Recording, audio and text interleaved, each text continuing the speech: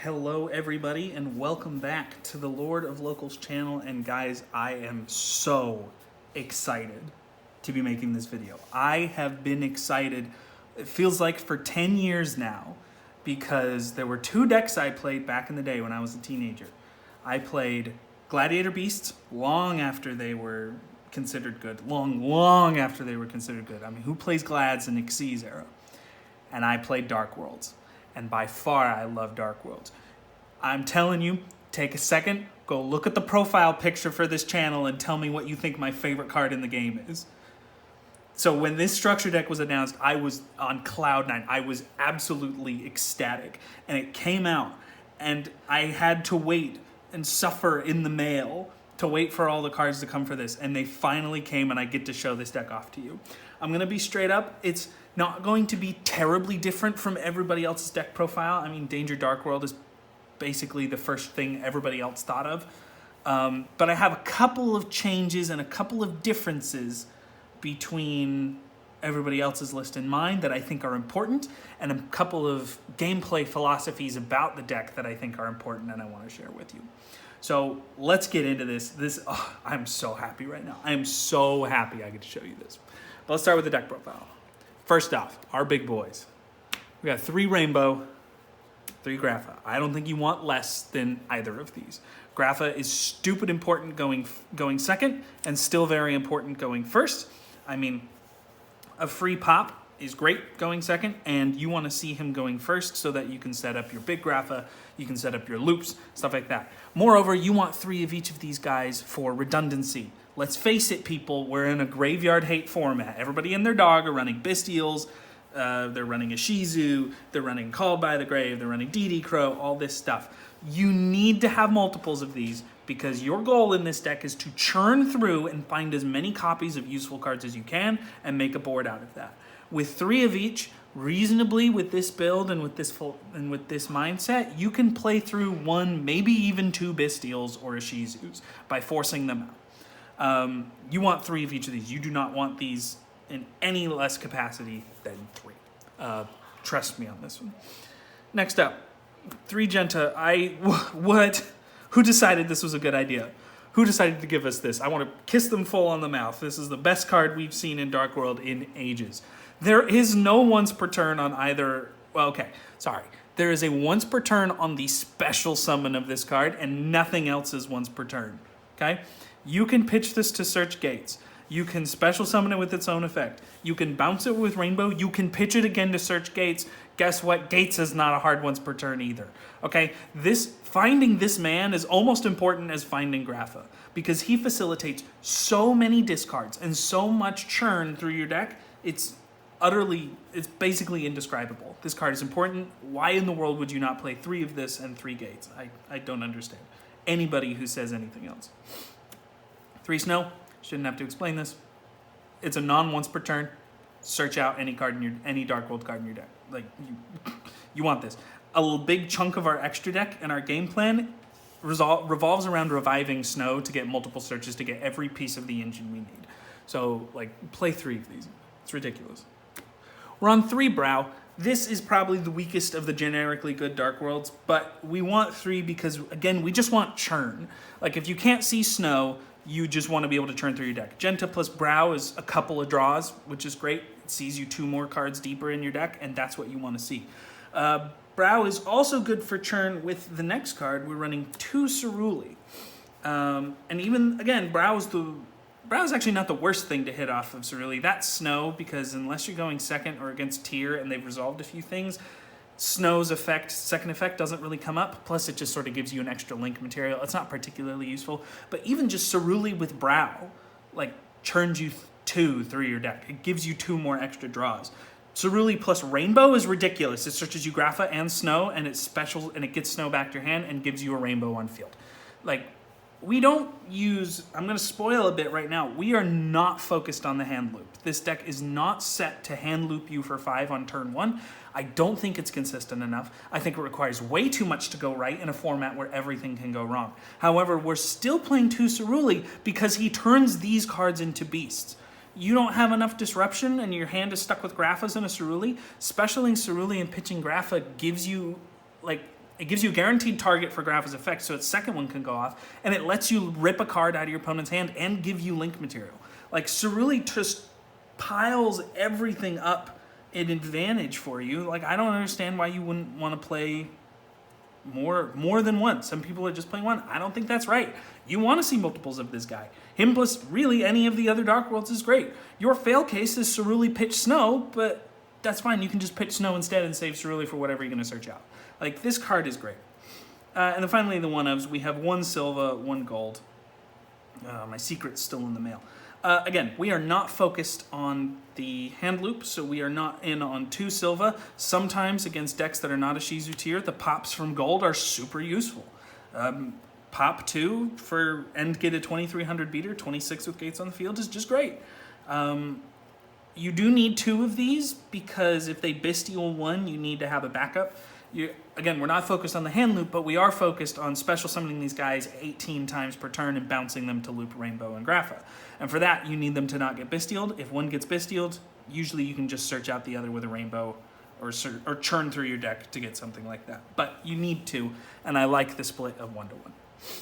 But that is our Dark World monsters, I should say. Let's move on to the supplementals. We've got 3 Nessie, 2 Bigfoot, 1 Thunderbird, 1 Mothman, 1 Chupacabra, 1 Jackalope, and 1 Tsuchinoko. I am not convinced Ogopogo is good enough. I think if you're really trying to go all in on the hand loop and you need the churn from Giant Trainer, the 4th 8 is useful. That being said, shaking the mic.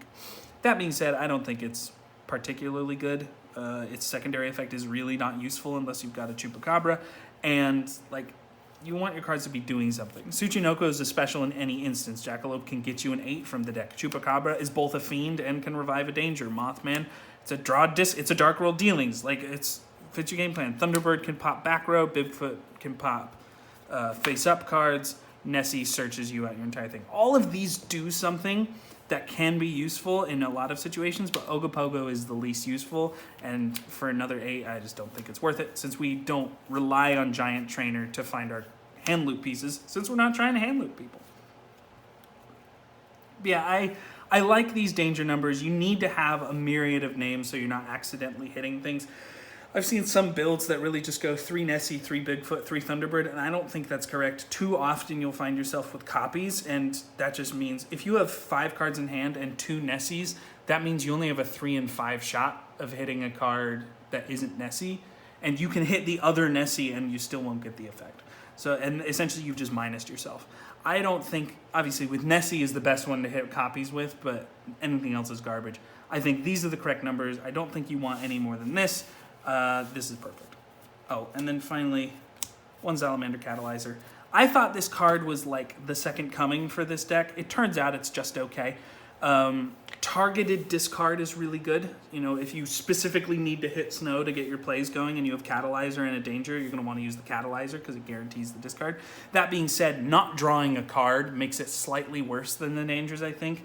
The name of the game in this deck, again, is we need to be drawing through our deck. We need to be churning through, finding as many cards as possible to discard, and this doesn't help with that. It is a 4, which is great, because that gets us into Dugaris or Dweller, so it's not terrible, but I think just 1 is perfect. It's just the 1 little extra card you need. And then for the spells, 3 Gates, 1 Accession. This is different. I will show you why in just a second. 1 Archives. You want to see Gates. The worst case for Gates is you hard draw it and you don't get to search it with Genta, but even then, like, that's multiple discard outlets. It's fine. You know, it's a hand of double Gates, some Dark Worlds, and like a danger can work out if you know, obviously need to get a little lucky with the danger hits, but it's good. Accession, you don't want to see in multiples. Hard drawing 1 copy of this is great. Hard drawing multiples is awful. Like, truly terrible. And because you're churning through your deck so much, you will see multiple copies of it more often if you're running multiple copies. And you just don't want to see it. I don't want to see it ever. So we're choosing to run 1 Accession and a couple of support cards later that act as other copies of Accession. That's fine. Archives has the same problem. You don't want to see it in multiples, but you definitely want to see 1. So when you're churning through the deck, you can either hard draw this or you can search it with Snow, and we have lots of ways to access Snow. beyond just drawing it. So like we can revive Snow in a lot of ways, and you just want more cards to search with it, more tech cards. So 1 Archives is great. You could run 1 copy of the Trap as well, but I've actually found that a normal special summon negation is not as useful as it is, and you actually are kind of hard up on Fiends to discard. You can discard random cards with Big Grapha, but you can't discard random cards with the Trap, and so I don't think it's quite as good. Those are our Dark World spells, and finally our support spells. We are on 3 Allure. You want to churn through your deck. How many times do I have to say it? Obviously, we would prefer our cards weren't banished, but this can summon Genta, actually, in a strange situation. So it's not the worst, and most of your cards are dark. The only card that isn't dark is Salamander, which is another reason why we're only running 1. So draw 2, see 2 more cards, banish a useless danger or something like that if you have other combo pieces is great. And finally, here's the weird one. 1 Foolish Burial Goods, 1 Metal Foes Fusion. So the reasoning behind this is Foolish Burial Goods is essentially a second copy of Accession. You Foolish Burial Goods, you put Accession in the grave, and then you just use its grave effect to get back. So this actually reverses the ordering of the Accession discards. Normally you discard Grapha and something else with Accession to get out Big Grapha, and then you use its graveyard effect to discard something else and continue your plays. So this actually can then make Accession a starter because you get a guaranteed Dark World discard with its graveyard effect. That being said, if you've already found Accession, Metal Foes Fusion, pitch it with Foolish Burial Goods, churn through another card. It's fine. This is sort of like a 4th copy of Brow in a lot of situations. If you discard it with a Danger or with Dark World Archives, you just immediately get another draw. So it's obviously you don't want to see Metal Foes Fusion in your hand, but if you see it, it's not the end of the world. You have a lot of obviously you have a lot of discard Fiends specifically, but you have a few cards that just discard generic, and there's nothing wrong with that. I really like this package. Callie is where I got this from, though he plays 3 Foolish Burial Goods and 2 Accession, which is just too many. Like, with this build, you're churning through your deck so fast, you will always see some way to find Accession, be it Foolish Burial Goods or Snow, and you just don't need that many. But that is the main deck. On to the extra deck. And this is a lot. We are running 2 Big Grapha. Because if you search Accession with Snow and then use it and then get it back, you can summon a Grapha on your opponent's turn. So that's actually a way around Dark Ruler. If your opponent Dark Ruler's your first Grapha, you just flip over Accession and get your second, and it's not negated, and you get to get an Omni and usually a hand loop because we're searching Silva. So it's not bad. I don't want 3. We don't really have the extra deck space. This deck is tight enough as it is. But that being said, still good enough at 2. We have 1 IP. This is actually, it started out as a fundamental piece of the end board, but with the current Danger build, you actually don't need it that often. But if you, for whatever reason, can't find the link material, this plus Big Grapha plus Hope Harbinger gets you an Appaloosa for 4, depending on whether you want to use Hope Harbinger or not. So it's like, you can, if you end on Accession set, IP, Big Grapha, and Hope Harbinger, use Big Grapha's effect to pitch a Silva, special the Silva, and now you can either go IP plus the used up Grapha and the Silva, or if you use your Hope Harbinger, you can go IP plus Hope Harbinger from plus Grapha or whatever. You can go in Appaloosa on your own turn, so this allows you to get into Appaloosa if you don't quite have the link material to make Appaloosa hard the first time. That being said, this doesn't happen super often, but it's a great backup plan to have. 1 Cross Sheep. This card is great because this card summons Snow. This is really what you want to be doing with Cross Sheep. You want to be summoning Grapha, summoning Cross Sheep, and then special summoning anything. This card does not have to have the specific type, Ritual, Synchro, Fusion, or Xyz special summoned to get its effect. It just needs any special summon monster to be special summoned and then be pointing at a fusion. So you can summon Grapha first, then you can go into Cross Sheep up here in the EMZ, pointing at Grapha right here, and then special summon like a Silva or something, and it'll let you revive a Snow from the grave, which you usually bounce back to your hand with a Grapha or a Rainbow. This card is fantastic. I really like this. I really wish there was some way to summon a Ritual. That draw 2, discard 2 looks so juicy, but it's just not possible. There's no good Ritual. 1 Muckraker. This card doesn't come up too often because of the Fiend lock. It's really, really sucks to get this with a Fiend lock, because what you would ideally want to be doing is getting something to make Hope Harbinger with, or getting something to eventually link into an Appaloosa. Obviously it can't be Muckraker, but maybe you go Masquerena. And you just can't because it locks you into fiends. You can obviously do Underworld Goddess if you're going second, which is really which this is really helpful with. But like it's good. It's not super good, but it is really good with an interesting combo somebody pointed out to me yesterday, which I'll go over when I get to that card. One dark. It's just useful. I mean, it's a useful link. You can special summon your opponent's tier to prevent them from getting a special summon with it. Lets you revive your opponent's DPE if they're still on DP. Like, it's just useful. If it gets blown up, you search out a dark, which lets you search out a dark world. It's just fine. It's just good. It's a flex slot. I don't know what else I'd put in. I might take out this for like Underworld Goddess or even Dingirsu, but for now, it's living. Nightmare Phoenix, Nightmare Unicorn. Sometimes you just need to blow stuff up. It sucks that these don't discard for effect, but whatever. You can discard dangers with it and still get the effect, which is nice. But they're just good. Plus IP, if you already have Apollousa, you can make an IP in addition to make a unicorn. It's just good. Apollousa, key piece of your end board. You have so much link material in this deck. It's somewhat crazy how much link material you get in this deck. You usually have this on 3 or 4. Occasionally you'll make it with 2 if you've like made IP and then made Muckraker for whatever reason. So it's like you'll occasionally have it for 2, but usually 3 or 4, which is a huge number of negates. Sorry, Yugioh. Hey, remember what I said about churning through our deck? This churns you through your deck. We have so much link material. You will find yourself with an overabundance of link material. Zones become a problem. So just linking into Saryuja, draw 4, get 3, sculpt your hand is great. And Saryuja, if you're going second, can feed you into this bad boy. World Sea Dragon Zealantis. Now this card is a bit wonky. At first read, it doesn't seem super great. It says, during your main phase, you can banish all monsters on the field and special summon as many monsters as possible that were banished by this effect to their owner's field, face up or face down. So it can be a mass Book of Moon for your opponent's stuff, which is okay. It says, during the battle phase, you can destroy cards on the field up to the number of co-linked monsters on the field, which is also fine. You know, we have, what up arrows do we have? We have,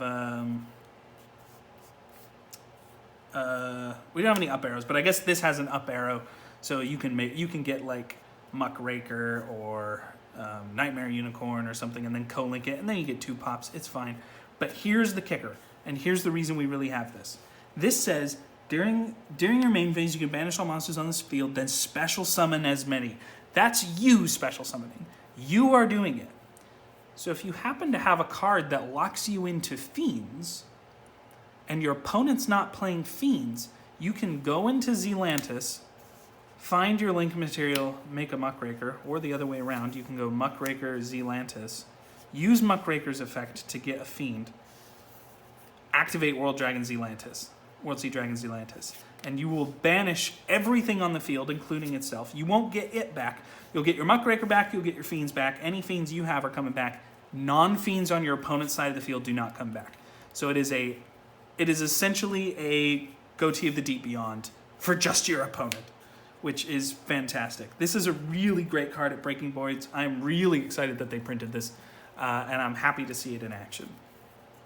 On the Xyz, Dugaris, I have no reason to explain this to you. It says draw 2 cards and discard 1 card. Churn, guaranteed discard. Occasionally, you'll use it to special summon a Snow from the grave to bounce and get back to your hand.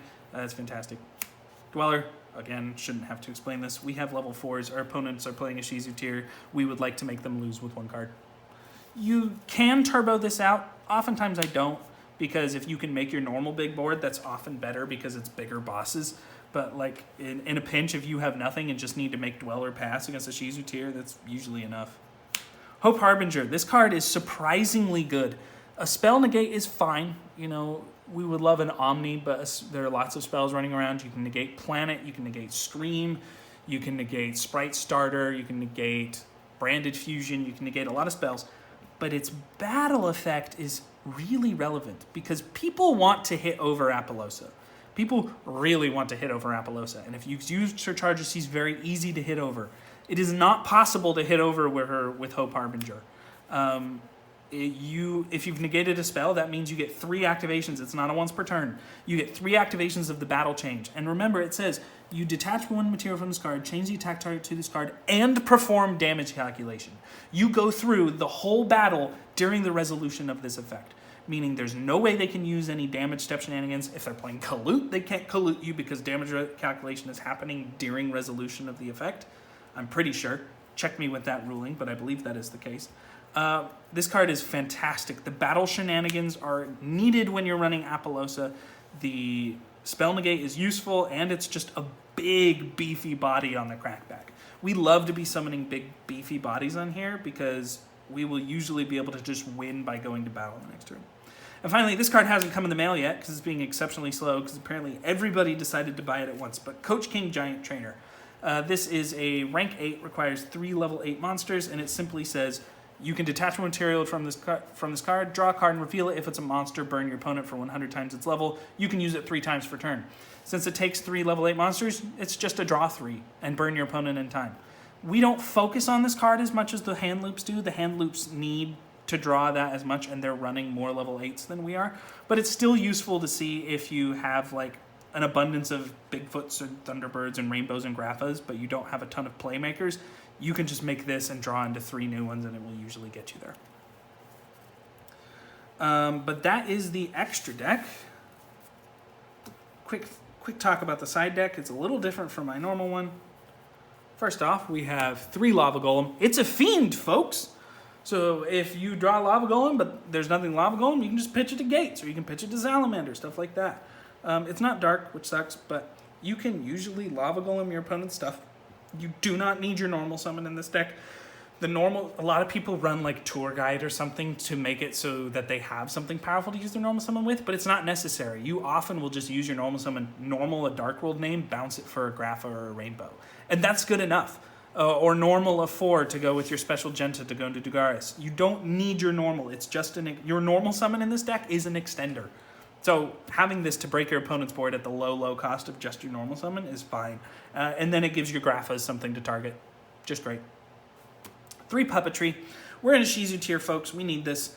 We don't need it as much as other decks because we are way better going second than them in Game 1. But in Game 2, obviously, it both banishes your opponent's graveyard and continues your plays by discarding a Fiend. And the extension to add a banished Fiend is nice. You know, it adds stuff on the crackback, so it's just fine. Next, I'm going first cards. Deck Dev. This card is fantastic against Sprite. This card kills Sprite, and I love that. Sprite doesn't show up as much as a Shizu tier, obviously, but our deck is already very good against the Shizu tier because of our special consistency issues. I think having side deck cards for decks that aren't a Shizu tier is just fine, especially since we've already got a few spots that are good for it. You might say, now Cody, but what if they Mudora? What if they Keldo? I'm like, okay, you have a million draws and a million special summons. Just keep going. You know, Abystial is not the end of the world. Abystial on your Grapha or your Rainbow, yeah, that's bad. Just draw another one because you are drawing 12 cards a turn. You know, it's not the end of the world, and so we don't need to dedicate as much side deck space to a Shizu tier as other people would need to. That being said, evenly matched still kills them. Evenly matched is great. If you're against a Shizu tier, these are the cards I would side in.